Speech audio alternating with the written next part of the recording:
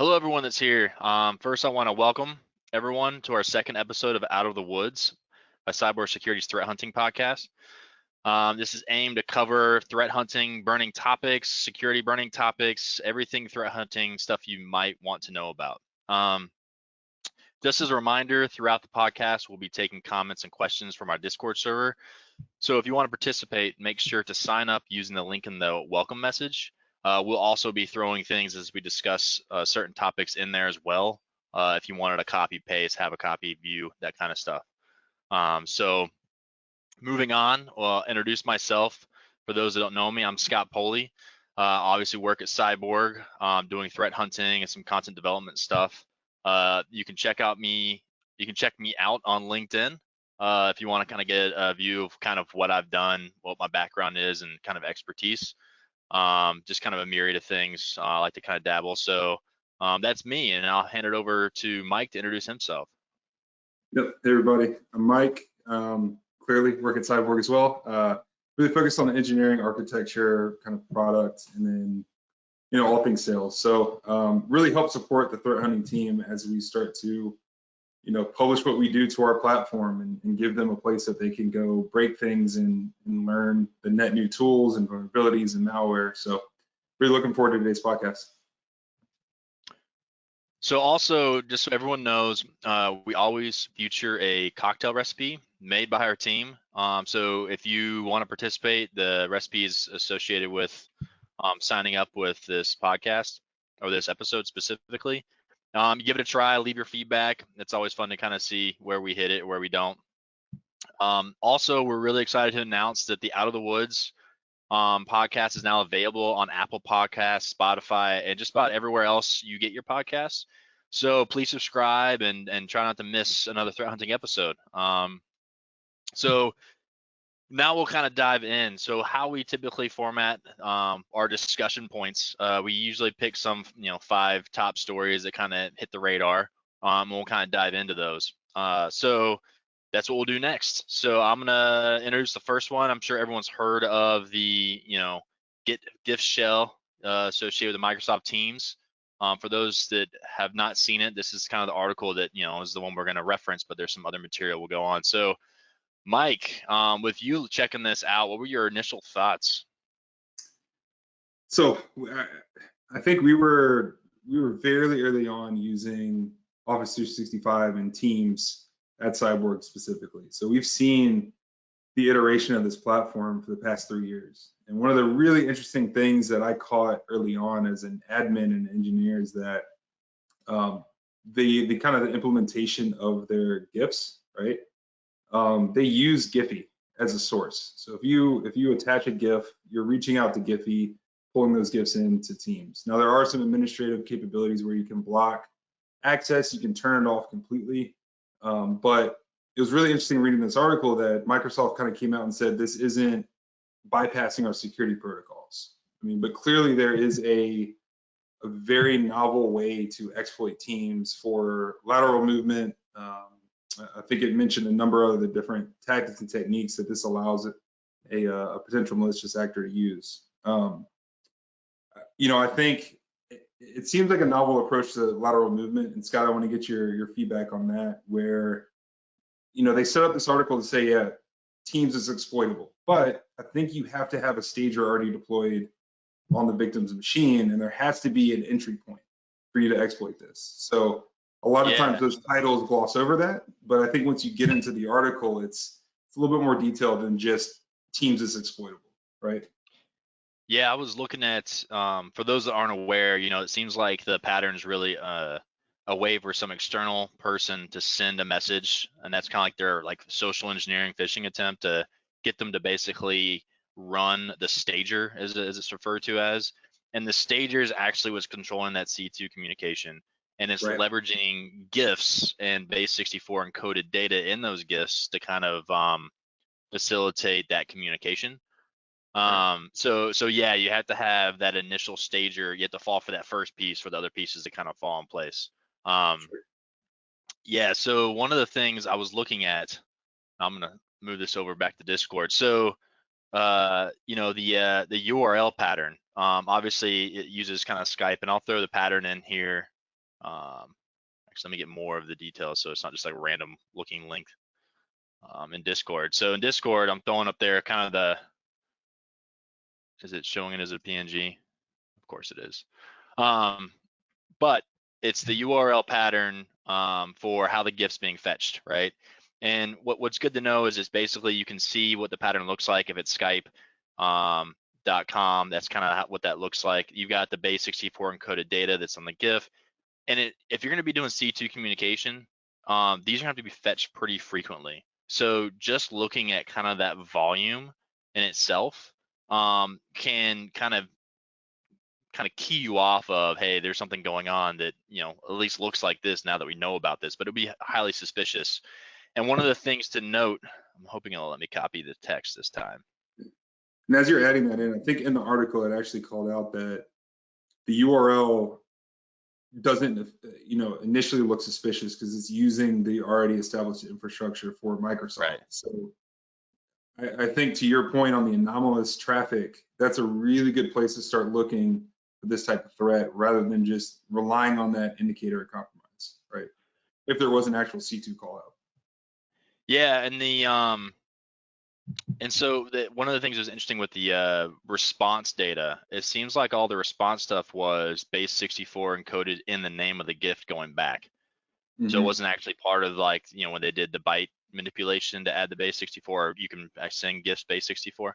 Right. So that being said too, just looking at the pattern, so I got to figure out a better clipboard to put these things into so I can copy them out. But something that I think is helpful is the regex pattern, right? Like that regex pattern is basically looking for any file name that has base64 named, .gif.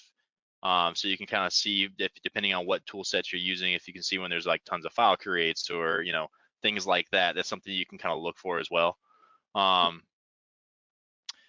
So one of the other things too is how they were manipulating people, or how the example he was showing how you can masquerade sending that stager in. An example they had was basically like picture name.jpg and then a bunch of dots before it gets to the exe. And what it did was make that not visible as an exe, so you can kind of get people to click thinking, oh, it's a picture I want to see or whatever. It was funny. I tried to recreate this in the Mac using their Teams there, and it didn't have any display issues where it hit anything. I could see exactly what was being sent. So I don't know if it's just a Windows thing. I didn't go too far to dig into that specifically. Were you just naming a file with that dot extension, expanded out? Yeah, I did it with the PDF. I was basically, I made the PDF look like a JPEG and see if I can just send the PDF to myself. And it showed the full path. So it might happen during the processing of that JSON blob that's typically sent in those messages. Like if I were to use the API and send that JSON blob, it might be something with that processing that cuts that off. That's true. It was using the raw JSON when they were sending that stuff. So you're probably right there. Exactly. So one of the things that, go ahead. Well, I was going to say the one thing that, when I was looking at, if you were to run something like that, it seems like most things you open via Teams, right? It's going to go to the user's default download. So if it keeps that same extension pattern, then you can look for some weird things like that too. And so something that I typically do, once I get past this article, I'll try to find a different text editor so I'm not doing a bunch of image-based pastes. And we'll speed this up after the podcast and make sure we share this out as well. Yeah, so this is like, if I'm looking for an executable, and it's on a path, right? And if it's going to be a weird executable in a location that I think, weird things might be run, like temp directories or, download folders I care about, I commonly look for the inverse of stuff. So if they want to use special weird characters, other things that can try to throw off any kind of my pattern matching, I just say as long as it's not, the path / delimiter and then ends in exe, it helps me identify those types of things. And then you can even get, a little more creative too, like if you're looking for multiple things, just what that looks like. So that's something that would kind of help identify some of these things if or looking for or hunting for those, like, hey, we got things hitting the download folder being run, kind of stuff. So that was kind of another takeaway, way to look at that. And then the one thing I thought, it's typical, right? There's that indexed DB directory associated with Teams and the app data roaming. low level log file, and apparently that's what the scraper is actually looking at, right? So the scraper is monitoring to that to see when GIFs get sent in, so it or base64 GIFs get sent in, so it knows to interact and do what it needs to do there. Sure. So the one thing I know, when I was thinking about that was, it is very verbose, but if you actually have object handling enabled on Windows, for instance, you could basically look at the 4656 events, and where the object name contains that path, and some processes, probably not Teams. Like, I haven't tested this myself. It's kind of just Sure. conceptually how I thought about it. But things I wouldn't expect to access that log file that are executing. An easy giveaway of like, hey, well, that's clearly not normal, but you're kind of asking for a lot of data to be able to solve that specific one. So Sure. Yeah, and to your point on that parsable log file, I mean, Microsoft said that this isn't bypassing any security framework that they have in place for Teams, but for me, having a parsable log file associated with the organization and that kind of data that's typically passed back and forth in Teams, I feel like that's a really good place for a malicious actor to go look for, IP, company secrets, passwords. You can kind of build an org chart off of that kind of data, right? So I know it's specific to that user, but that might be the first place I go look for. As engineering teams sharing passwords, sharing files, company documents, like that's an amazing place to go look for that kind of data. yeah, and then just seeing Raider post something for CrowdStrike. One of the things that I didn't know, but I was looking at just the event simple names. They actually have a GIF file written, and I was kind of curious, because if you're, like I said, if you're doing a lot of C2 over transmitting GIFs back and forth, there's gonna be a lot of GIFs written, assuming that they're getting written in a way where CrowdStrike would see it. So that was something else I was thinking about for sheer volume. If you see, GIF file written, bucket it by time, the count per host, if it's greater than a certain amount, then there's kind of some trickery going on that could be associated with this. So kind of the logic I was thinking Are of. there any? Go ahead. Okay. No, is there any potential, big false positive there? Because we send a lot of GIFs internally, right? Yeah, so the bucket of time Now, would is that have to going to be, hit hard and flag? yeah, I would think the bucket would have to be narrow, right? So, you're saying like, hey, there's a lot of GIFs being sent within 5 seconds. If you have 2 or 3 GIFs in 5 seconds from on the same machine kind of thing, that might narrow that down, where you might not catch every C2 communication, but you might catch that one surge just enough to alert you to start looking, stuff like that. So it's, it's untested, just a thought on like, hey, if the data is there and it's it's something you can utilize, and they attacks around this, that might be an interesting way to look at it. So yeah, that Absolutely. was kind of my But I think thoughts to on. your point, if you're hunting for this, oh my God, go ahead. No, you're good, go ahead. Yeah, no, I was saying if you're going to hunt for this type of exploit, to your earlier point, it's really look at what processes are trying to open those type of files outside of that Teams process, right? That's a really good way to kind of narrow down that noise, just like Raider said, right? And as well as the bucket of time. So Yeah, so I mean, interesting. I mean, the good thing is it's it's good research showing how people can manipulate commonly used things. It didn't sound like it was something that was like being picked up and utilized, but I always worry like, okay, if I can social engineer someone to run executable, what are some other files I can get them to run, or rewrite a different type of stage, or doing something different, right? So every time I think of or see one of these attacks, I'm always thinking, well, this is now kind of publicly known, but how, if I was an attacker, would I use this type of technique to achieve something slightly different that is unique to me? So, but yeah. yep. Yeah, and then Riptide also posted about the clear text tokens that came out today. So it seems like when it rains, it pours. Oh so yeah. it seems like we Everyone should looking. see some more information about that coming out, right? Yeah, I mean, that's that common trope in security. Like we know all the hard things we try to solve and chase down, and then it's those easy things that always come back and get us, right? So yeah, not unheard of. All right. So I think, yeah. So not to beat a dead horse, I think we can tie that one up. Yeah. Appreciate the input on Discord as well. So the next article, It's centered around Android, specifically Android malware, but more kind of focused in on the mobile space. So Sharkbot malware kind of reappeared initially when Google Play rolled out. They didn't do a lot of that proactive automated code scanning. So they did have some issues with malware very early on in the Play Store rollout. But as they've got into the code signing and doing the automated code searching as you publish to the Play Store, that has started to go away. But this is kind of a novel way that these actors are getting around it. So Scott, your takes on this one? I figured you'd be fearful since you're the Android user, but yeah, the one thing I keep reading, and it's just funny, it's, as security professionals, we want to make everyone aware, and that's like the one thing, like the fear factor for cybersecurity is out there in the public. Like, Yep. people that don't know anything about cybersecurity, they're scared of it. And then all of a sudden we see all these social engineering things when it comes to getting things on your phone. Like, people are downloading random AV apps that may be free because they want to better protect their stuff, and that ends up being the malware itself. Yep. So it's kind of one of those things. It's like, gosh, we try to do this awareness, and then they almost feel like it makes people fall for things even worse. But the one good thing was the earlier version of this, they were taking advantage of the accessibility service. Yep. Which allows them to actually download the real payload. So the stuff in the store wasn't actually malicious. It was more like what it did after you started running it. And then Google changed that functionality. So now they doesn't have access to the accessibility service directly. It requires kind of a user interaction. So then they have to trick them further by saying, oh, update available, click this to allow, kind of thing, Yep. which is good.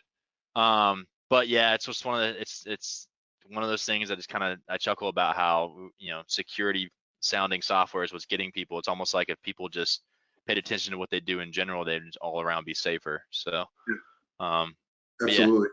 Yeah, and I having an Android, right, it yells at you anytime you need to turn on a service for an app. Like, there's a lot of prompts, so it can kind of lull the end user to where, like, if I'm using Waze and I need to turn on my GPS, location tracking, camera, microphone, it's going to yell at you and have you click yes, allow using app, yes, allow using app. So I could see how over time, maybe you've been an Android user for a year, you download this app, it's asking you to do something, you're like, yeah, whatever, and you just click the button, right?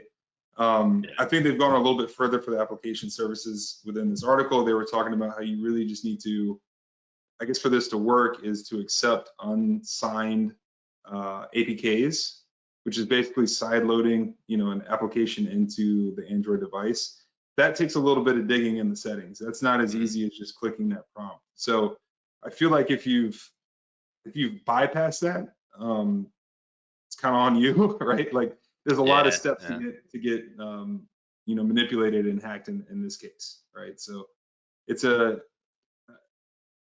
I'm curious to see the landscape of these type of attacks through the Play Store to get into these mobile devices. I know the organizations in like Google and Apple are doing everything they can to protect the end user, but I think the more you prompt and the more you give the human the ability to affect those services and those configuration changes, it's going to kind of lull you into a sleep, right? You're going to get a little bit, you're going to get used to hitting that button, and then the next time an application, prompts you, you're not really thinking about the security. You're thinking about the easy use, and I just want to use this app, right? So yeah, it's kind of forcing the security on the weakest link already, which is the human piece, right?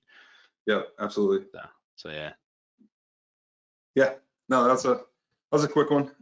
Yeah. I know you're an Apple guy, so I'm not worried, no. exactly. Yeah, so this next one, I thought it was really interesting. So just so people were able to see it, it's, the ransomware gang switching to new intermittent encryption tactic. One, I think it's really cool, right? They're thinking along these lines. Like, we don't have to, like, you can destroy something by barely destroying something, essentially, Yep. right? But and then in ransomware, they operate with very little oversight. So they're allowed to move as fast as they need to move in order to get to where they need to get to execute their operation of encrypting as many things as possible. So it's just such a different attack. And the one thing in ransomware is change is the landscape of dwell time, right? They move really fast, and this just kind of speeds them up even more, even though I don't think the encryption process is really slowing them down that much. And plus, once they get to the encryption, it's kind of end game for the defenders. I always think like, man, we focus so much on ransomware. Like, how do we detect ransomware? And it's like, well, gosh, like if I was getting hit by ransomware and I knew, and I was, the server room's down the hallway, like what am I gonna do? Like run down the hall and try to unplug the power? Like I feel like Yeah. if I'm seeing things being encrypted at that moment, it's kind of too late. Sure. So in that mindset, it's like, okay, it's cool they can speed up their encryption, but that part's really not important, because really you should be focusing on all the other things leading up to that, right? So like how was access gained, and then it's probably two different ways, right? It's going to be the remote access availability somewhere with either credentials they've scraped or used, or phishing, right? So then it controls around that help, or detections around that help. Then almost every single time, unless they land in like the sugar pot, they're going to be doing internal recon, lateral move at some point, trying to get to a position where they can actually one, if they try to exfil data before they encrypt. So there might be, typically we're seeing like R clone activity for that, right? And then you have, them going for the DA and then basically trying to encrypt everything. So, you have a couple different ways where you can kind of see that activity. Now, the bad news is it takes them sometimes a week to 2 weeks to execute their entire operation. Sure. Which is very different from a target attack where they're not really looking at that specifically. I mean, it might be in their toolkit, but their dwell time is usually months to figure out exactly what kind of attack, if they want to do something or special information or however they want to leverage where they're at in their access. That's where the dwell times are, 6 months to a year, No, if they're not caught. do you see So that change based on the type of organization? Now, if we're talking about a financial org, or we're talking about government, or ICS, or healthcare, right? Are they still going to take that same amount of time before they encrypt something, and spend that so time to do that lateral movement and that research within the environment, or I are they feel going to get like it hard? I feel like it's kind of probably a give and take, because if you can't encrypt enough stuff, no one's going to care. Sure. So the larger the organization or the more dispersed the data potentially could be, they might Or the sit there right longer stuff. to try to go ahead. No, I'm saying, or the right stuff. It's not about all of Right, the it's things, true. but like Right. the key items, right? Yeah. So then it comes back to like, okay, if I found the right stuff and I can, get everything encrypted that needs to be encrypted, I'm just gonna run with it, and it's gonna be as fast as I can possibly go, because there really is no benefit to dwelling any longer in their case. Sure. Um, but yeah, size of organization could potentially slow them down, or just how things are architected slows things down, right? Like if they can't get the right access, then they might give up and say, well, we got this much, we'll just encrypt this much and hope for the best. So I think Sure. there's a give and take there. But yeah, I mean, the dwell time is still going to be when they either lose their patience or find what they want. It's just pretty much execute time, right? So Yep. Now, in your mind, with their ability to just partially encrypt the data, you really have to be, kind of on the ball to look for those other behaviors that you were mentioning earlier, the lateral movement, the the internal scanning, the domain admin, credential harvesting, right? That's where you're going to find these people, not once they start to encrypt the data, correct?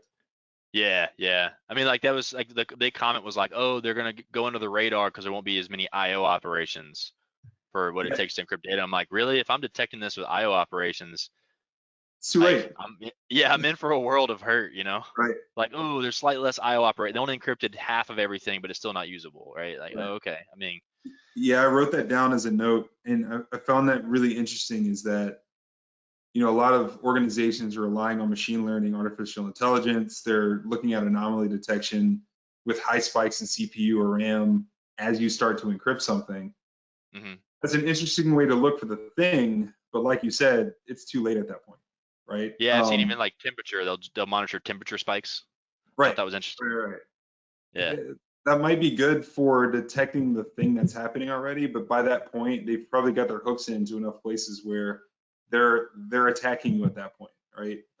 yeah, You really need to catch them before they trigger that. So again, tying this back to hunting, that's why we hunt for the behaviors those actors as it relates to your kind of your infrastructure, you know, your typical kind of enclave that good organizations, as organizations mature, should understand those points of entry and movement. Right? Yeah, I really like, so Stuart was talking about how there's a common extortion, right? That's what I really liked about the rclone stuff. It seems like we're seeing rclone used more and more and more. Yep. And there's a config file that specifically gets dropped with it that lets it just upload the mega file as part of that right off the bat. So that mega file or mega IO, very common. And then also the comment where we fumble around and, they'll see them fumbling around and not really know what org they hit. I mean, it is kind of a smash and grab op. I mean, they are going to try to target organizations that have the most money because, it's just better business for them. It's like robbing a bank versus a convenience store. Absolutely. But it really is kind of like that criminal mindset of smash and grab, because there hasn't really been much fallout for these people. So like misstepping isn't really a big problem. It's just like, oh, I didn't get my payday today, right? Yeah. I talked to a prospect this week, and they were saying, they see people get into their network, and based on what they do at this organization, they leave immediately. They don't even want to touch this organization because it's not worth it to them, to your point earlier, to even try to attack. They might have got in and then they run away immediately, right? So they I guess they kind of know who they're messing with, right? Weird correlation to that. It's like John Wick, right? Like, they stole that guy's car, they probably shouldn't have, right? And so you don't want to mess with an organization that has the ability to actually go do attribution and find you and prosecute you, right? So really interesting conversation. It's similar to when you see like the malware that looks for like the OS language or keyboard type to like not target certain countries, right? Like the no hit list almost too. Yeah, I mean, we've seen that with Russia, right? So a lot of those state actors will look for the keyboard configuration or the language set and not even attack them. Yeah. But that's a pretty novel way to get around the cost of encryption. I think in the article it was saying, I guess Lockbit is utilizing this currently. Yeah, well, they mentioned Lockbit was one of the fastest encryptors, and then they wouldn't be surprised that more and more of the ransomware groups pick it up. But what makes me think of is, when people used to try to like just bring down hard drives in general, like encryption for ransomware wasn't a thing. I mean, the quick and dirty way was removing the master boot record, right? And that's been in numerous denial of service attacks, like that were more state sponsored, just to knock people offline long enough to do what they need to do, not really to like impact them fully. But I mean, it was the quick win. It's like erase the whole hard drive or make it so the computer can't boot. I feel like it's like a similar thing, right? So. Absolutely. But I think if you make it that the computer can't boot and you delete the master boot record, it's hard to ransom that out, right? You've already done that. That was purely just to get in the way, right? Throwing fodder. Exactly. No, awesome. Hopefully we don't see this in the wild, but again, I think the way you hunt for that type of thing, not looking at the actual event, but looking at the behavior around it, is a really good way to approach these type of situations. Right, and they use very similar techniques across all groups. So when you start, mapping some of those common things, we have collections that we create, based on that. But we see that, and oftentimes they share them. And what's great is when one ransomware actor comes up with some novel way of doing something, then they all start doing it. So it really behooves people to like really figure that out, or what they can figure out, and just kind of map it across. Yeah, absolutely. So the next one we have, I don't know if you're going to pull up that article. Yeah, I'll pull it up. Good old Log4j, right? Everybody's favorite exploit is back again. I guess this one is now targeting energy, ICSOT type organizations.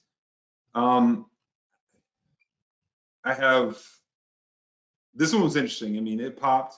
We did the internal scans to try to figure out if we were exploited.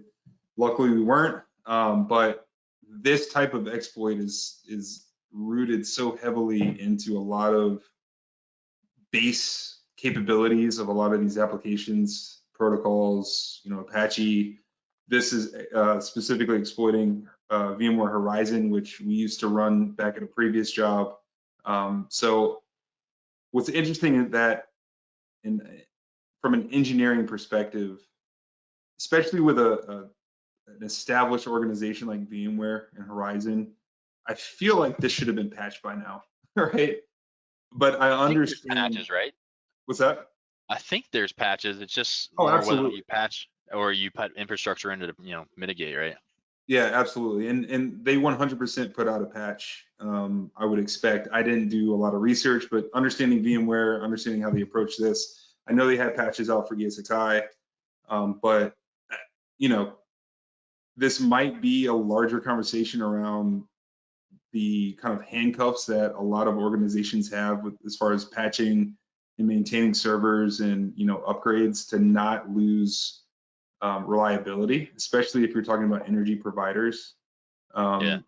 But Horizon is more of a VDI type approach, right? So I feel like that should not have a core effect on the energy reliability of those companies. So this one's really Yeah, they're interesting to pretty me. good at they're pretty good. So, people looked at my past experience. I did work in an energy company, and there's pretty good segmentation, right?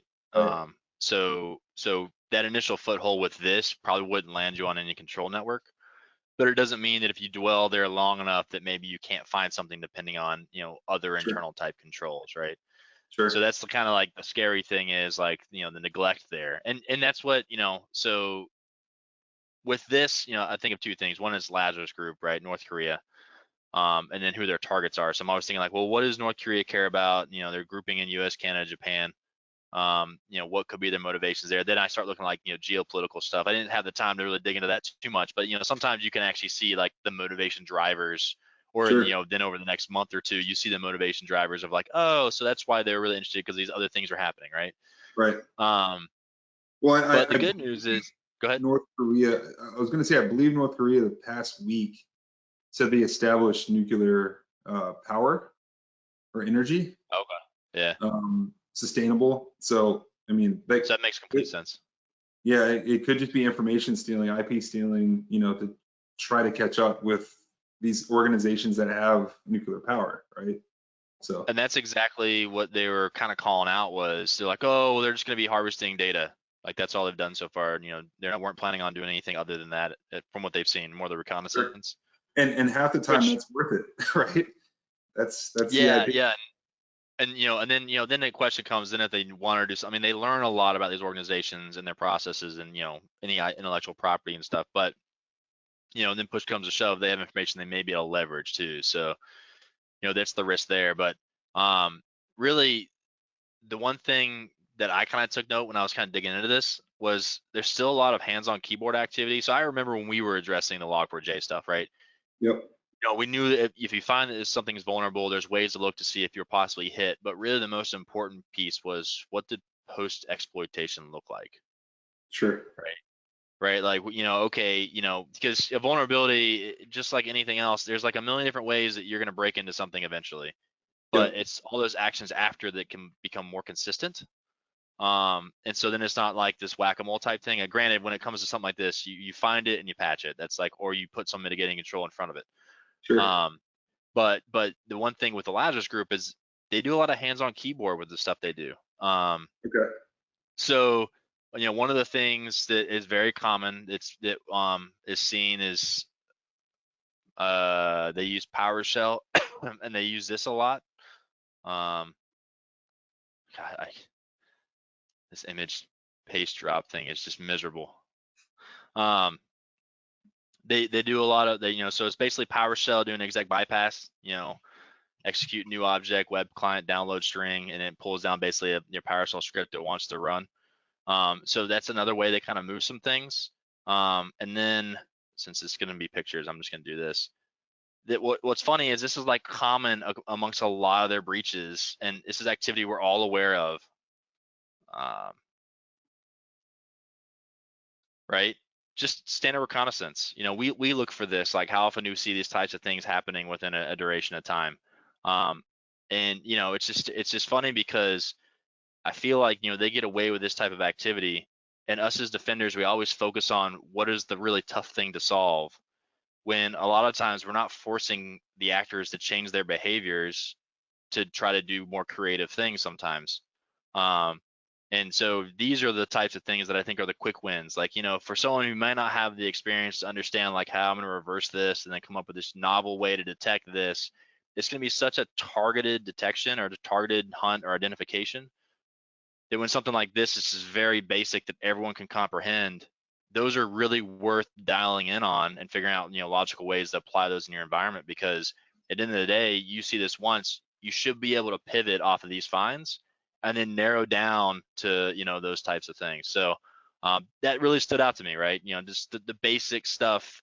You hear about these big energy companies getting hitting from a nation state, but they're doing the activity that, I think everyone should be capable of detecting, I guess. Now, this article came out recently. I know CISA has new guidance on how quickly you should divulge information if you're being attacked. Do we know if this is a recent event, or is this back when Log4Shell was really hitting and now we're just getting the information? Right. So I kind of accused them of not doing the that's proper a good question. Right. So I'd be interested to see if this is an article that, has happened recently, or if this is something retrograde that It's we're not based talking on about. Talos's article that was this September. Now, granted, I did Okay. look at the article. I didn't look at the timestamps there, so it could have been, a month or so back Sure. for them to at least write it. So But not so my I would issue. say relatively recent. Yeah. And so that brings up a point where, you having worked in an energy company, you know how hard it is to bulk patch or update critical systems. There's a lot of resistance, scared to break too. Right. So if that's the case, I think there just needs to be some sort of communication between that engineering team or IT team and security team to say, look, we are still, and just own it. We're still vulnerable to this thing. Now, are there these, targeted hunts or detections we can put in place to notify us to kind of have that quick response? Because we know the risk, because we know the threat.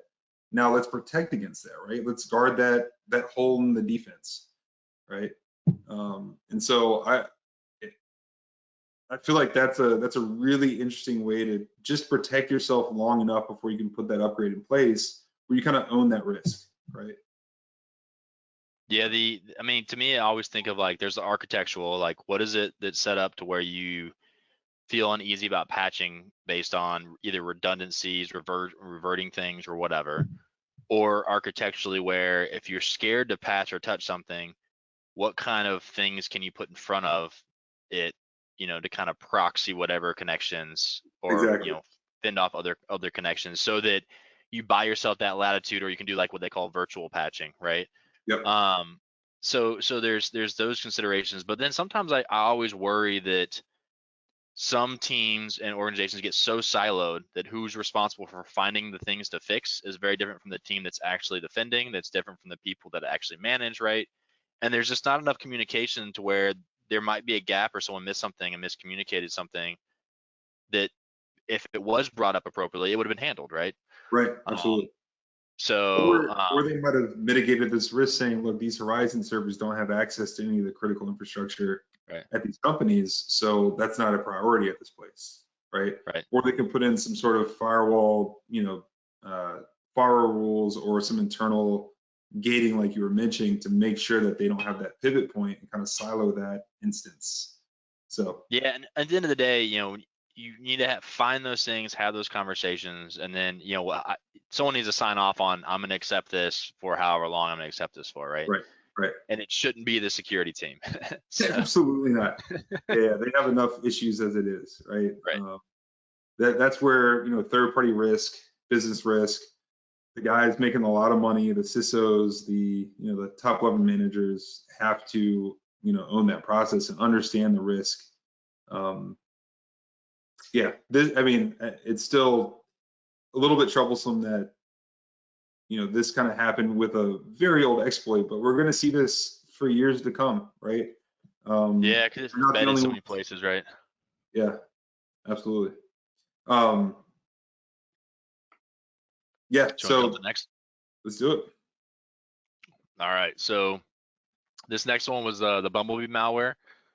They, add some post exploitation tool for stealthy infections. They're basically kind of figuring out ways to use tools that kind of already exist or have existed, and just kind of changing a little bit of their techniques. So really, the biggest takeaway I had, let's see, look at my notes, was one of the common things we've seen in a lot of instances are where there'll be some sort of phishing type episode where an ISO or an image file, will be sent, which when you then try to open it automatically mounts, and inside's a LNK or shortcut file that has a target path that will actually execute something. And one of the big differences we see here is they use a VHD. So it's a virtual hard disk. It's going to have the same functionality as those other types. So similar technique, just found something where obviously as people learned about, you don't expect to get ISOs or image files in your email, I wouldn't expect.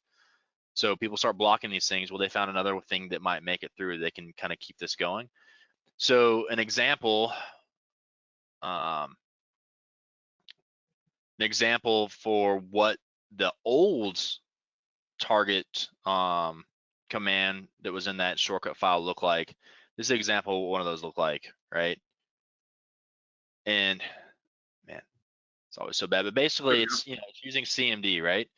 And then using the run DLL32 to basically pull in the payload it needs to pull in. Well, the new way or the new target, they're actually using PowerShell. So they're kind of switching a little bit, but I mean, we've seen these types of techniques being utilized. So there's the example of the PowerShell one. And so that's, for me, the biggest way to detect this, right? It's the easiest. As you start getting into now things are running, it's trying to keep everything memory resident and stuff like that. I mean, yeah, there's some cool analysis to understand how things work. So like an example of some of the stuff I saw was when they run PowerShell, one of the common things that attackers will do is they'll want to run PowerShell in a hidden window, which is basically the command dash window style hidden, right? But now there's a lot of tools that actually detect that. So they found a tricky way to basically execute it and it looked like this, which I thought was kind of cool. I haven't tested this. I had to deobfuscate this from an image, so there could be a typo or something in there, but this is basically what it looked like deobfuscated. So I'm at least close if it doesn't work. But it basically is a way to invoke a hidden window without using hidden window in PowerShell. So kind of tricky, right? But then the biggest thing was they did base 64 encoding, they then had gzip compression, and then that would invoke something where they had to do that same deobfuscation again with the base 64 and the gzip decompression. And so the one thing, and I wasn't sure, but I'm pretty sure, is one thing about obfuscation when it comes to PowerShell, when you have script block logging turned on, when things get executed, they kind of get deobfuscated and then get logged. So a lot of times if you're looking for PowerShell specific detections, that script block logging, if you do collect it, can give you a lot of visibility. So an example of what the pattern of that look like. Yeah, and as you're posting that, I thought it was really interesting how they did the string concatenation, basically building the commands, parsing those strings out where they're saying cas equals ins, and basically like building the actual command off of variables to to trick the detection mechanisms. I mean, that's great. Like, that's a really novel way to do that. Yeah, that was like, my background, I was computer science, but I never really did like software development or anything. And I remember when we got hit with like a payload that was obfuscated like that, I was thinking like, God, I understand like what I'm looking at, but I don't understand how I'm going to piece this together. And it was literally like, walking the code literally. And it was the most mundane and eye-soaring moment. But it was really cool, right? And then, when you get the right answer because it looks like something you expect to see. Sure. And it's never something complicated. It's not like that what they obfuscate is like really, aha moments. It's like, oh, they ran the very basic command after all this. It's literally just insert or remove in the example, right? So yeah. So yeah, I think that's. Yeah, and again, with everything you're talking about here, I kind of just want to always relate this back to threat hunting. We're always going to run into actors who are going to game the system, basically, with this obfuscation, the concatenation. I think they understand security the same way we do, right? They wouldn't be doing this if they knew that they're not putting in the extra effort. They're basically Right. like, we need to do this to be successful. So again, outside of looking for detections, looking for the actual base64 decoded string, or those keywords as CASDA or the DBF BDA type of variables, it's really looking at the behaviors of, look, they're launching a virtual disk, right? That is probably very rare in an organization, especially in the time span of a week or a month, to have a large number of users launching virtual disks, right? And so that's where we get into this behavior hunting. That could be the anomalous detection, but there's ways to get around this if you're looking in the right place. There are ways to detect this if you're looking in the right place. Yeah, I always feel like with every attack, there's at least one easy thing that if you have the right visibility, you might not be able to detect 90% of it, but that one thing is all you need in some instances, just to have you look at the right place, because a lot of the artifacts usually exist on the system, but it's not something you're central logging somewhere, right? So Right. then with some forensics and instant response type actions, you can validate really what you're looking for. And you mentioned the PowerShell script blocking. So that's I believe, a Windows audit capability within the Windows operating system. And with your experience, how many EDR tools would log that kind of data? Now, are we missing that from an EDR perspective? I mean, So I have seen it, but the one thing that I am not sure about when I've dug into some things was how much does it always catch? Sure. Right, and that's always my biggest question, because I don't know how those tools work. Right. Right? Like you kind of see the evidence of how these tools work sometimes. Sure. So the only way for me to like really, I had warm and fuzzy, is I'd have to like throw a bunch of things at it.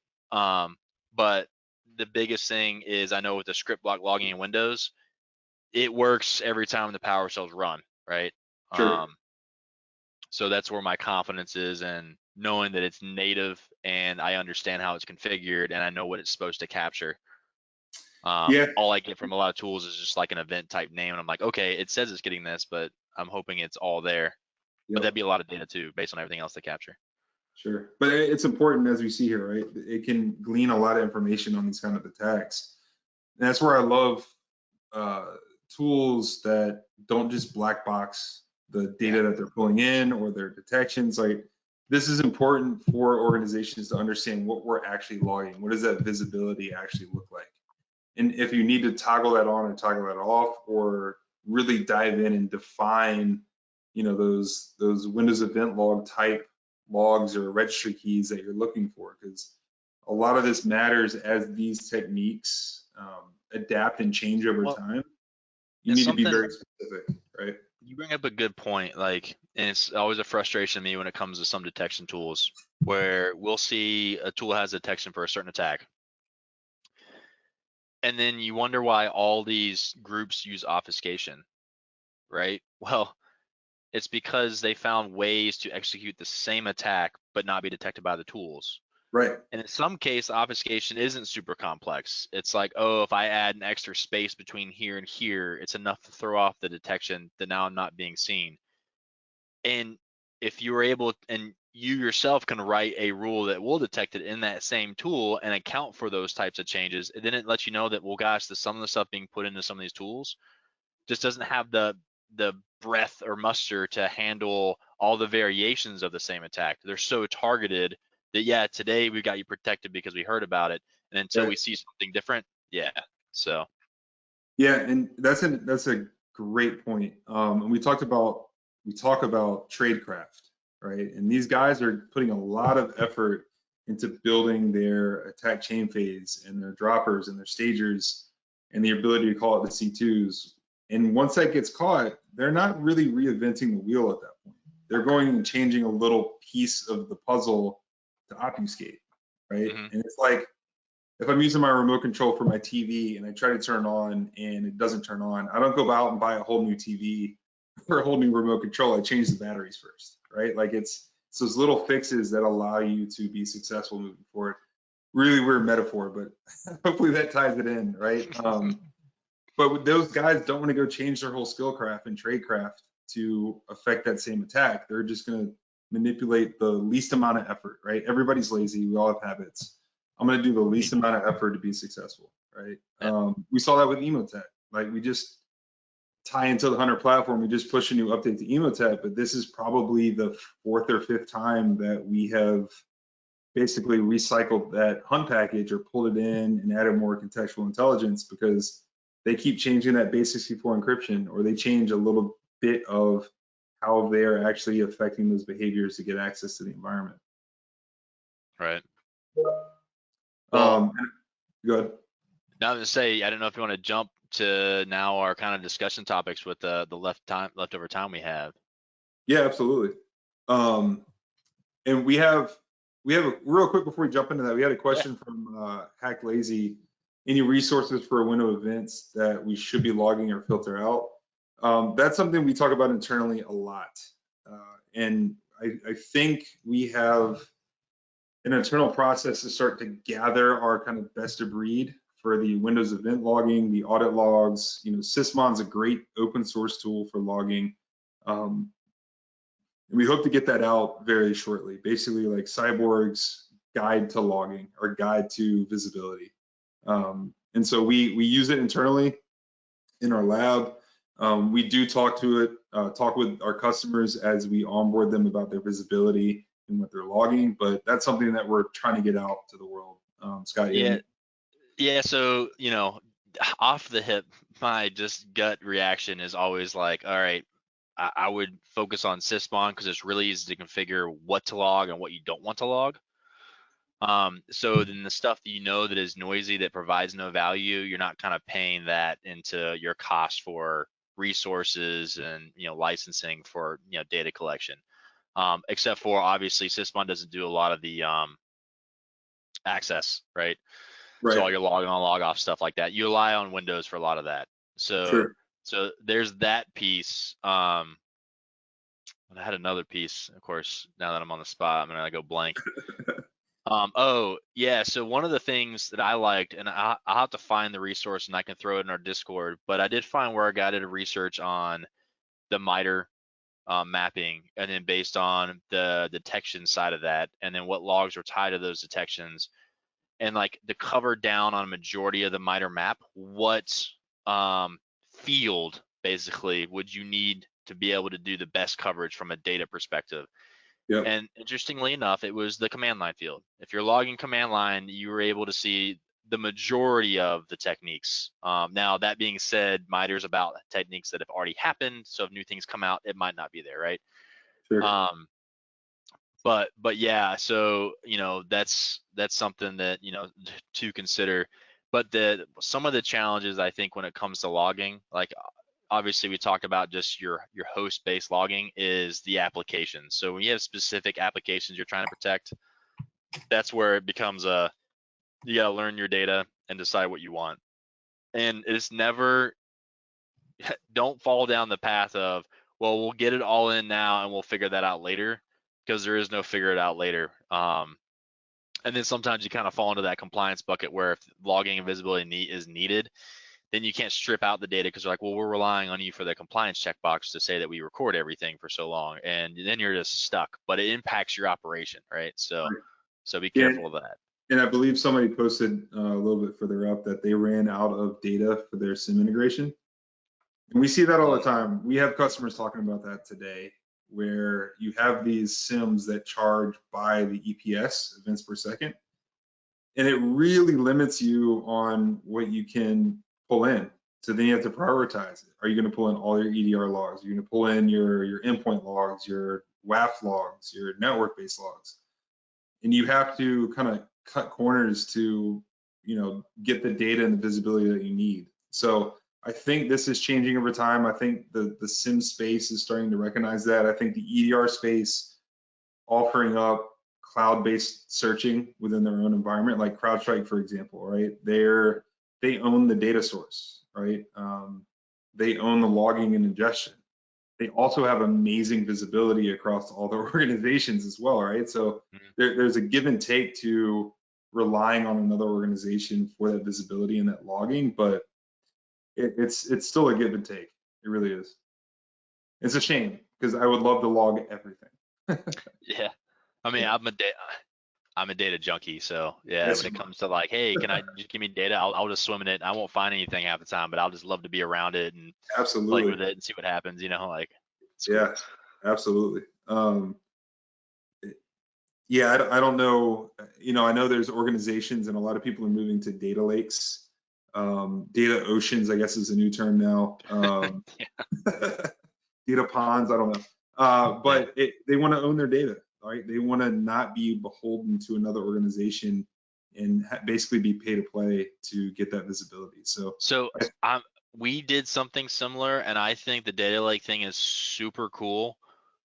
But I really feel like if you want to go down that path, like don't just go into the investment just to store and house data. Like there's so much capability you can get with bigger data analysis and different ways, like make that data interactable with other things if you're going to go the data lake strategy. Great way to store data. You can possibly store it for a little cheaper because some solutions you can use, lower end grade gear to get the right amount of storage, and you get the distributed computing. But yeah, but the have a problem is long-term you strategy for have, that. yeah, but 100%. I think the issue there is that you have, call it a large organization that's rolling out a data lake. You'll probably have 2, 3, or 4 people that manage that data lake, the schema, the infrastructure, the data Yep. coming in, and you get into an issue of tribal knowledge where anybody else trying to come into that system, you get that like slap on the hand, like, no, you can't mess with my data. It's my data, right? And you kind of get walled off from what you're talking about, that larger experience of, look, this is something that everybody should be able to look at, manipulate, use, because there are different mindsets across the different organizations within the security operations center, IR, threat hunting, intelligence that So need to utilize that data. one of the great things, though, if you do house data like that I know a lot of people, or I don't know a lot of people, but I'm assuming a lot of people don't take advantage of, is when you do incident response or investigations, being able to associate the context of data to something else, that Yeah, someone has absolutely. the answer somewhere in some system, but it's not centralized in that way. That's where you can get some large gains with having everything business data as well as other data kind of in something where you can kind of correlate, mismatch, pivot off of kind of thing, which is kind of cool, but a Yeah. lot of planning, a lot of resources, yeah, not easy, Absolutely. but really cool. And that was the whole concept of the SIM, right? Yeah, Uh, for Early security on. based data, right? Yeah. Yeah, that was the whole concept. That was the dream early on. I remember when Splunk kind of just came out when I cut my teeth in cyber, and that was the net. It used to be like NetWitness, ArcSight, Splunk came out where they're saying correlate all your data, pull everything in, have that capability, but you only get 10,000 events per second or 1,000 events per second, right? And then you have these large organizations, these financial institutes that are pumping a million EPS in. You run into some issues with the correlating of that data. So Yeah, and you never want to impact search speeds. When yeah, you get to search for something and it takes 15 minutes, it's too long. yep, absolutely. So I think that's a Um, great pivot in. I know we have about 30 minutes left. yeah. I think we could probably just take on one of the topics. So as we, this podcast, we're still figuring out the format. We love the feedback. I think going over those net new articles is a great way to kick this off. And then we really try to touch on one or two topics that we define that are kind of interesting to us and threat hunting as a space. So the topic today is what makes threat hunting so effective, right? And I know that's a very top level, high level question to ask, but it's important. It's an important question. It's an important topic to talk about. I had a conversation this week again with a prospect that asked me, why should we care about threat hunting? I think there's a nomenclature issue in cybersecurity where threat hunting from a human driven perspective is typically not talked about. I think threat hunting within today's space, you start to see the automated detections and alerts. And I just want to pump IP addresses through a SIM and see what fires, right? I think our whole goal and kind of our vision and our mission is to really drive home the value of human-driven proactive threat hunting, and why it's important in these organizations. So, you know, Scott, I'll kick it off to you as the resident hunter. I just support you. So. So it's funny, I was really introduced to what I think the true nature of threat hunting, like the concept, I want to say in 2016, right? Where I actually worked with a group of guys that, you know, former NSA folk talked about, like, you know, how they thought of and introduced or worked threat hunting. And the concept was like, oh, that's really cool. You know, like I like the idea, couldn't wrap my head around like, well, what does that really mean? And so like I was excited about it. I wanted to do it. I didn't know what tools would best suit it, kind of thing. So I was expecting a tool to coincide with that, not understand that Sure. it's better use of your tools you already have. And so I wasn't sure if that really held water though, right? Like threat hunting, cool idea. Does it hold water? I mean, the first thing I think at that same time is that's when the Squirrel platform was coming out and like did threat hunting for you, you know? And I was like, oh, okay, that's what threat hunting is, right? But you know, something that's really cool, you know, especially doing this daily now with trying to find things and build things, is, you know, we're getting to the point where we're seeing all these articles come out about this threat actor is doing this, or the, you know, this attack occurred. And instead of trying to develop something new, we pull out all this information and we see that we already have something that already exists. And that's kind of like, to me, what kind of made like it established that threat hunting actually works if you spend the time to do it.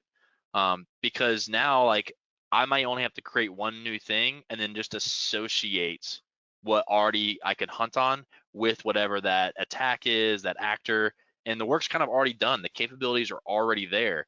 And so I feel like, it, I know there's some things you need to detect fast, right?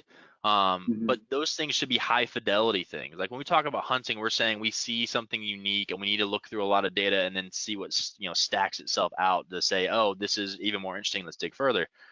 A high fidelity, make detections, right? Or maybe you can do some detections on some high-ish fidelity, but you need multiple things that are, of that same caliber to say, all right, let's do something. But that stuff also should be fully automated. Once you build enough testing and then you remove the fear of automation, if something has that high fidelity, like, hey, if this happens, it's bad, we do X. I mean, that should be scriptable. Hunting is where now instead of being that tool jockey where you're waiting for the tool to tell you what to do, you can now use your people, your skills, your data to the max, right? And then use a tool how you want to use it, and then see what gains you have there. So, and then it kind of, when you look at an organization, if you have threat intel as a group especially, right? Threat intel is going to feed things down and then it's supposed to get worked, or hopefully they're feeding things that is at least operational enough. But when you have where you have enough hunts built around activities, especially that are common activities and broad enough and not super targeted, then that threat intel, if you're able to feed that back up to them, then what would be a good exercise is now when they're doing threat intel, they can try to map what's there, and then there's just a validation. Hey, this looks like it covers this. Do we need to tweak anything, update anything? Now the workload becomes less, the value goes up, and then the value is kind of shown just in that process, right? So that's something, that I keep seeing almost weekly when I'm digging up things, where I see the same things from completely different groups using the same techniques, or we have a way to detect, variations of the same technique, because we've gone through multiple iterations, and it's just really cool to really see it come together. Because when I started out, like I said, I didn't know if I had enough confidence. I liked the idea and it's something I thought was good to do, but it felt like an extra. It felt like, if we have the resources and the time, yeah, that's what we would do. But your plate's always full in security. So then it was like, how do you really build that in, and where do you get the value from it? So Yeah, I think it was like 2012 or 13. You know, Dave, our founder, back when he formed Foreground Security, the first company I worked for, kind of wrote a paper around threat hunting. So I've been kind of exposed to it very early on, and I've seen an iteration, like I was talking about earlier, of the concept of threat hunting. And to your point, because it was, if I have this extra time, I'll do it, but it's still important. I think a lot of product vendors started to latch on to that term and say, look, we'll just automate this process for you. Before automation in SOAR was really a thing, it was more like automated threat hunting, which was an easy, let's just run these searches, these IOCs, let's just hunt for the known knowns and flag you. So almost like early detection modeling or alerting.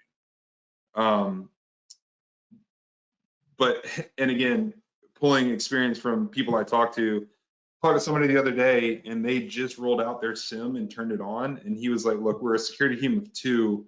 I now have no time in my day because I'm triaging alerts all day, and I'm tuning my SIM and I'm tuning my detection logic, and I'm having to like reintroduce myself to my organization and my environment to understand why these things are firing, how to tune those, and they don't have time to do the threat hunting at this point. But I think what we try to tell him, and what I hope he understands, is that all of that work he's doing now is going to make him an amazing threat hunter in that environment a year from now, because he's exposed to literally everything that he could be exposed to.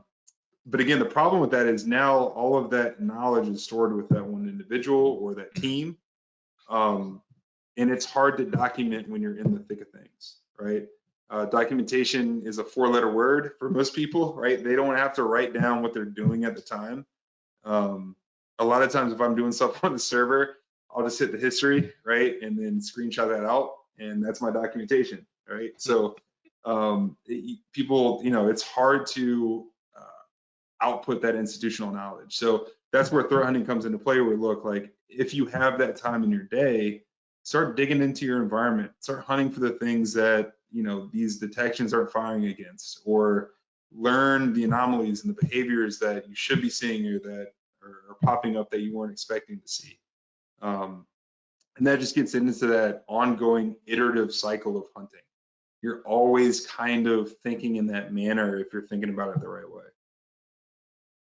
Yeah, the one thing I was going to add when you were talking about like the tools that try to threaten for you, Yep. that was kind of around the time where I feel like it was a good thing in a weird way, because I feel like when tools started saying they could do that, it just really meant they got really, really good at running queries across large sets of data. It was faster than most of the SIMs and tools that existed at that time. So it really pushed the technical envelope to be able to have the capabilities in a lot of ways to be able to do a lot with data, or look across a lot of data, as opposed to time, or counting for time. So it's funny because I don't think that's the right method, and I don't think you get the return with those types of things. But at that time, I feel like that pushed on, because you see tools now that are blazing fast with some of the things they can do. Yep, absolutely. And again, I'm talking about our vision and our mission, and it's been interesting as we started this as a product company, really starting to understand that, look, I feel like there's not a lot of organizations out there trying to enable and help the actual analyst, rather than just kind of supplementing what they do. So we're just going to automate this thing for you. Don't worry about it. We're going to detect this for you. Don't worry about what we're actually detecting. We're kind of black boxing it without exposing that data, that information, that human experience into that process, right? And that's really important to upskill, to train, to further advance these analysts that are dealing with these issues. I think it's really important to kind of drive home that human interaction and involvement in all of this, and that's where threat hunting comes into play, right? Right. Well, it's kind of funny. It kind of drives us into our next talking topic, right? Which is, what does maturity and security mean to you? Even threat hunting, security, or whatever, right? We're kind of broaching that topic. So Absolutely. I guess I'll open it up to you. When you think of maturity and security, what do you how do you evaluate that, or what do you look for, or what does that even make you think about before I jump in? That's a tough one, right? You have, I mean, we've talked to organizations that has one IT guy that is also the security person. That's also the engineer. Yeah. We have the largest banks in the world, in the country, that might only have a couple of threat hunters. They have all the tools in the world, but they're still inundated with the alerts, the detections, the process, the policies. I really think it's just understanding your current landscape and then putting in processes, protocols, procedures, have that as your base and grow into whatever you're trying to do, right? If you understand the core of security and how to potentially, you know, approach this from a, bottom up approach where you're not trying to do everything at once, right? My mentor coming up said, as soon as you turn on the SIM, I talked about this earlier, you're basically done, right? So have a plan in place to understand how to slow roll these security methodologies, these approaches out, so you're not trying to do everything at once. And I think once you have that in place, it affords you the time to do threat hunting, to do the more advanced purple team, blue team, red teaming exercises, grow an organization, deflect from that attribution that typically happens in orgs where it's a fun place to work, right? So yeah, that's typically kind of how I look at it. I mean, the smallest org in the world with 2 people still has the gold nugget they need to protect, but they don't have the resources and the capabilities, where they might be mature in their mindset, they might not be mature in their tooling and their process. It's kind of an ebb and flow, Right. depending on the org. Yeah, so I've seen a lot of different security operations, been able to tour and see a lot. And mistakenly, I think every single time someone tries to portray their maturity or feel mature in the environment, they're just trying to measure capability. And I feel like there's an inherent flaw with that.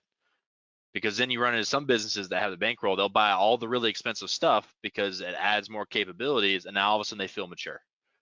But as you were talking about, maturity is not just about like your technical capabilities, it's what skills do you have, what processes do you have, the kind of people you have, the engagement you have, in and outside of your security org. So I just think it's interesting because I mean, like, I go to some of these places and it's like, oh, look, it's an underwater lab in a secret location made of glass and neon lights. Wow, it looks amazing. Like, I want to work there, right? But I feel Yeah, like all they're doing is spending all this money to market to their leadership, to third-party auditors and peers, and then also talented candidates to try and bring them in.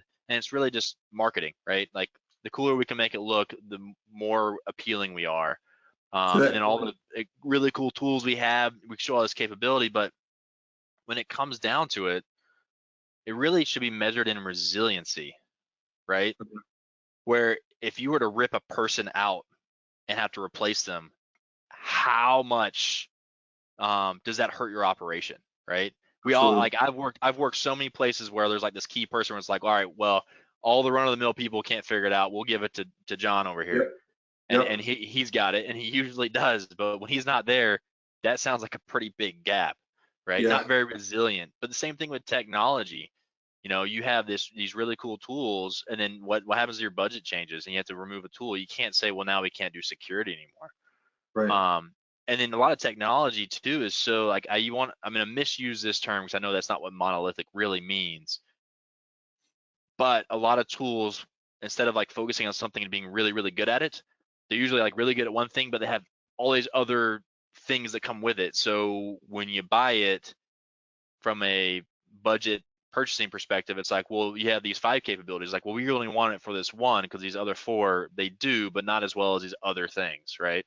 Stock in the box, right? Like these Yeah. organizations that are selling literally everything. Like, buy Yeah. this, you get EDR, XDR, NDR, attack surface management. Yep. Like it, yeah.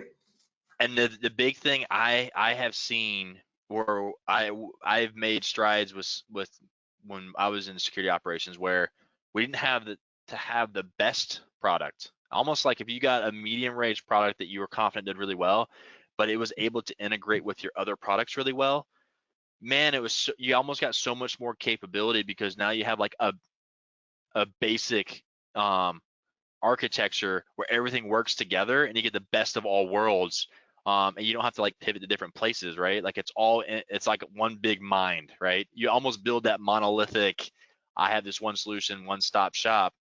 But by bringing them together, you create really resilient processes. Now your technology, you can kind of plug and play different things in there. You might lose some edge things, but you're able to plug something in and it fills the gap much easier, right?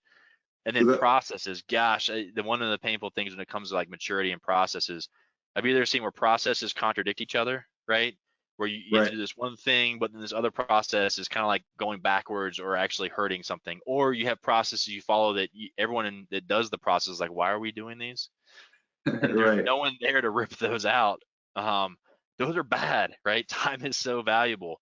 Um, and then engagement, like if you have a security organization that can't talk to HR, legal, other groups 100%. openly about topics, about situations, when you do tabletops and run through things and they're not included at the table, that's a gap as far as maturity goes, because when the really big things happen, you're not going to be able to solve those within inside your four walls, right? I think that's a really Um, good point to expand maturity outside of just the security operations center. It's the whole org. mhm.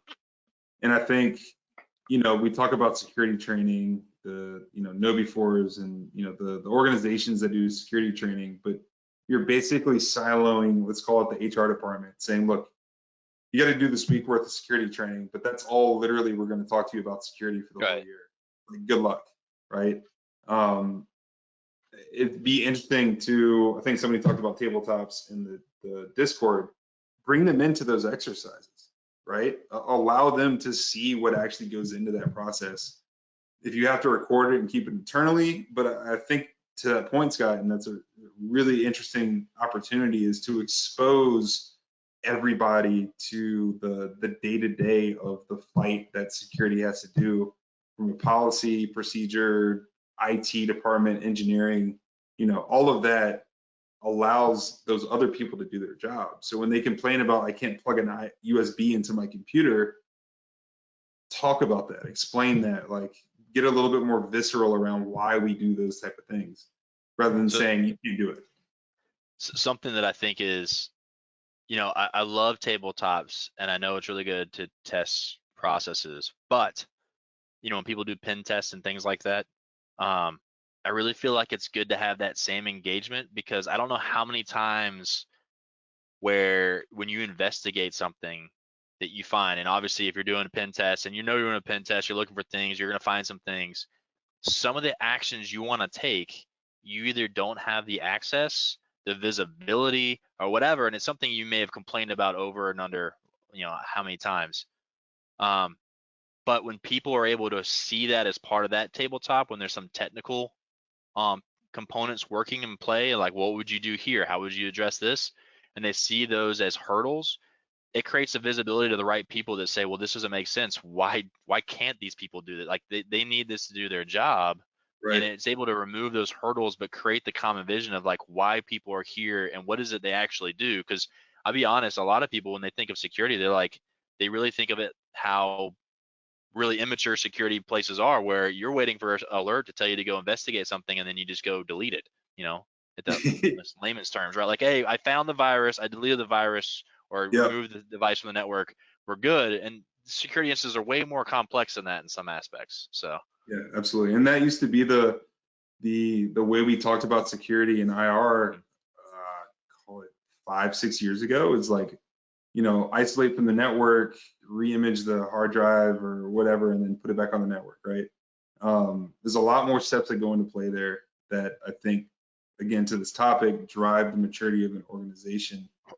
well, what's But good for that scenario is ransomware. How are you going to remove that and re-image it to fix the issue? It's right, like, right, right. And then the elephant in the room is budget, right? Like, I think budget drives maturity. If you don't have the ability to hire and build and grow naturally within an organization, you're gonna be behind from a maturity perspective, right? And so I think we always see cybersecurity as that, like, it's a nice to have from a budget perspective until something bad happens, and then we're going to throw you a bunch of budget, and then we're going to take it away in a couple of years because there's no risk anymore. Like, we haven't been hacked in 3 years, so let's start to decrease budget or keep it the same. right? I think there needs to be a growth model in place there as well to track, you know, inflation, right? As things get more expensive, you need to increase that budget to keep the lights on, basically, for the So security. something to be said there, like I said, I like to try to measure maturity based on resiliency. Mhm. Is not enough investments going into people, right? So when you think about when you think about processes and technologies and integrations between technologies and all these things are created or implemented with people. And so there should be a bigger emphasis on how we're investing and growing our people, incorporating our people in this, because if you have this dream for this really secure, efficient machine, you need people to do it. And the people with the right Absolutely. skills and everything. So yeah, that's something that's commonly, like, people think they can, organizations feel they can replace people with technology, and that's not really the case. You can't replace, you can't put a hammer, buy an additional hammer and get rid of the carpenter, right? It just doesn't Yeah, work and that way. coming from the source space, working there for 3.5 years, I know when we went in to deploy the product, um, people got very worried that we were trying to place their analysts. And we're like, no, no, no, no, we're just trying to free up their time to do more important tasks. And really, the big selling value and the return on investment there is that we're retaining the institutional knowledge and the process and the ability for you to, you know, affect change and give time back to those analysts so they enjoy working at that organization. So they don't have a pager on. They have to go to the. This used to be my life where I would go to a movie but have my computer in the car in case something blew up. Right, like that's not a fun way to live. So. 100%, Scott. I think the people is the biggest piece of this, and how do you set up an environment where they're happy, you know, they're learning, they're growing their career, they're building on the things that they love to do, and that just comes into the maturity of the process and the policies that you put in place.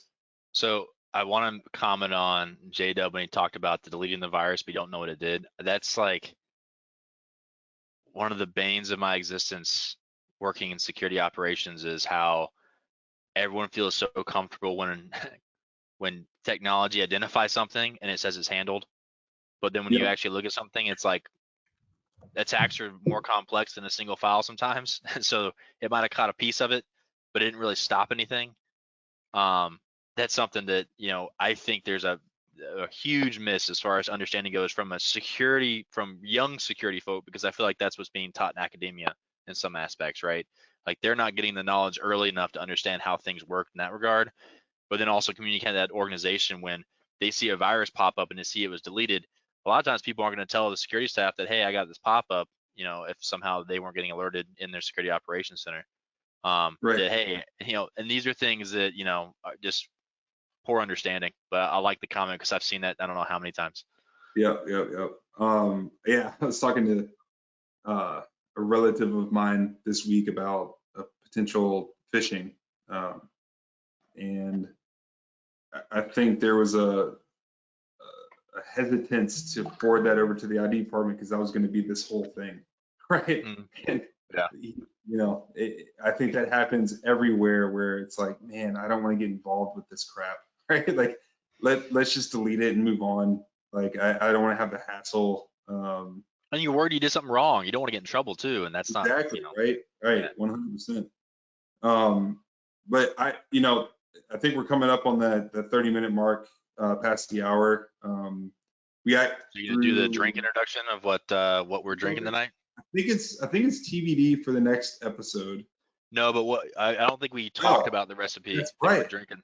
Yeah, Yeah. yeah. So I actually I'm drinking straight whiskey right now.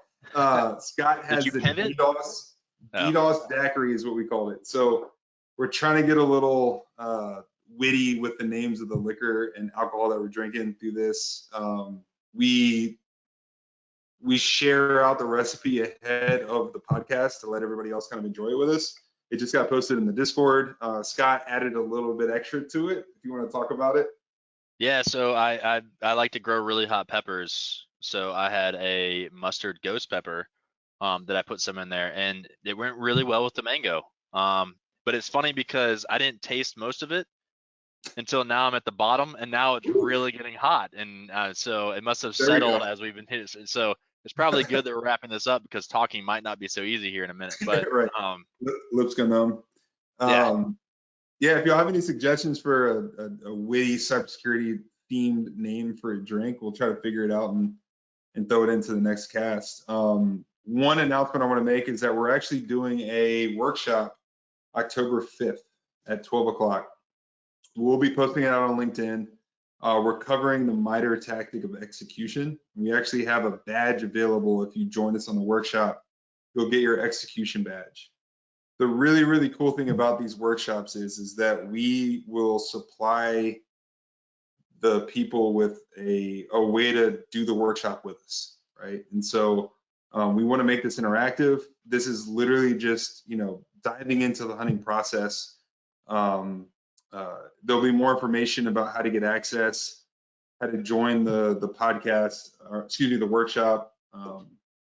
We just posted in the Discord, but we're looking forward to it. The last workshop we did, amazing turnout, really good feedback. Again, we're really trying to drive the community and preach threat hunting. But enjoyed this podcast, number 2 in the books. What's up, Scott? So one thing to add is in the workshop, expect we will be walking through some of those hunts, focus on execution, but then to get the badge, it's kind of like a capture the flag where you're going to look for other modes of execution and find those and turn those in to get the badge. So, for people that like little challenges, and they're not going to be super hard because we're making beginner type workshops to start out, but we're going to start raising the bar as we mature that whole process. But yeah, it should be a lot of fun. So definitely check it out. Yeah, number 2 in the book, Scott. Down a man. Right I there. think we're going to try to plan the next one probably a month out, but let us know, give us the feedback. We're trying to grow this thing. It's been fun talking, just kind of letting our hair down, so to speak. Talking about, yeah, no kidding. The Bald Guy podcast. I think we need to rename it, but really appreciate the attendance. Again, you can find us on Apple Music, everywhere you can get podcasts. But yeah, give us the feedback. We're going to try to grow this thing out. So thanks for everybody. Ideas are good. Any ideas people have, please share, because we want to make this more fun for everybody. Yep, absolutely. Well, all right, let's go drink some more, I guess. Yeah, sounds good. All right. Everyone take care. Take care, guys.